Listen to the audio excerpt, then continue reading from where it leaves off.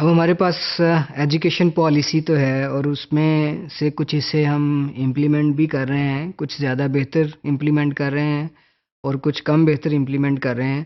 لیکن چونکہ ایجوکیشن کے مسائل بہت زیادہ ہیں اور یہ مسائل ہر جگہ ہیں، جیسے جیسے ایجوکیشن کی ڈیمانڈ بڑھ رہی ہے ویسے لوگوں کو ان مسائل کا ادراک بھی زیادہ ہو رہا ہے، اور بہت سارے لوگ یہ مطالبہ کر رہے ہیں کہ ایجوکیشن پالیسی کو ریفارم کیا جائے، اور تاکہ ملک میں ایجوکیشن مجموعی طور پر بہتر ہو سکے۔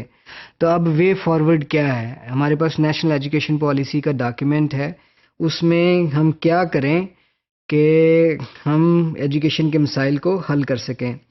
اس میں دو تین باتیں بہت اہم ہیں۔ ایجوکیشن پالیسی کے ڈاکیومنٹ میں اس بات کی پروویژن موجود ہے کہ ایجوکیشنل اتھارٹیز اور سکولز سیکھیں گے اپنے تجربات سے، اور ان سے سیکھتے ہوئے ان لیسنز کو بہتر طور پر امپلیمنٹ کر سکیں گے۔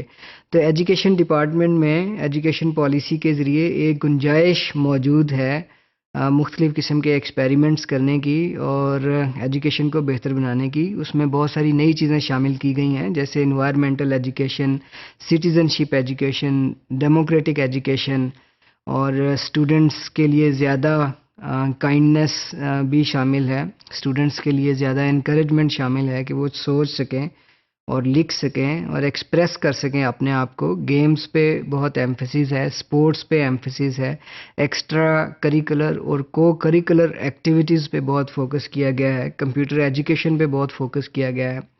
تو اس سارے تناظر میں جب یہ پروویژنز موجود ہیں تو ہم ایجوکیشن پالیسی کو کیسے بہتر بنا سکتے ہیں۔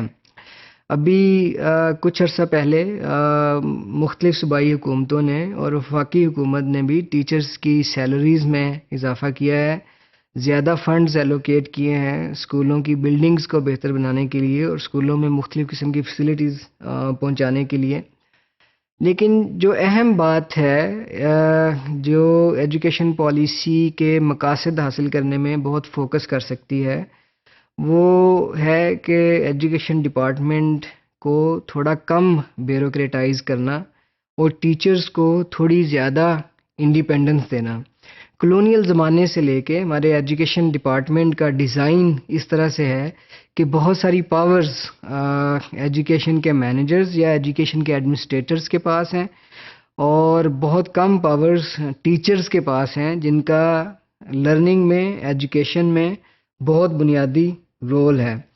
اور بہت ساری ریسرچ ہو رہی ہے پاکستان میں، این جی اوز کر رہی ہیں، ڈونر ایجنسیز کر رہی ہیں، جیسے ڈپارٹمنٹ فار انٹرنیشنل ڈیولپمنٹ نے بہت ساری ریسرچ کمیشن کی ہے ایجوکیشن پہ۔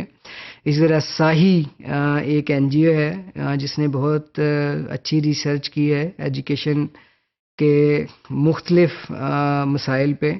اسی طرح institute of social and policy studies Islamabad ہے جن کی ریسرچز اویلیبل ہیں ایجوکیشن پہ۔ ان ساری ریسرچز کو ایکچولی پالیسی ایکشنز میں تبدیل کرنے کی ضرورت ہے۔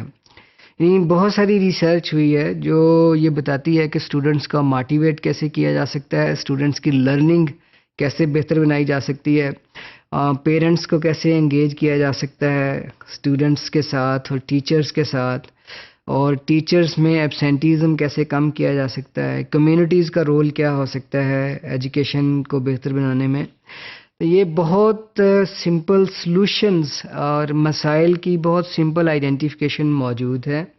یہ اسی صورت میں استعمال ہو سکتی ہے جب ٹیچرز کو تھوڑی انڈیپینڈنس اور فریڈم دی جائے، ان کی پوزیشن ایلیویٹ کی جائے ایجوکیشن سسٹم میں، so that they can use this research through experimentation and use their experiential learning in achieving the purposes of education policy۔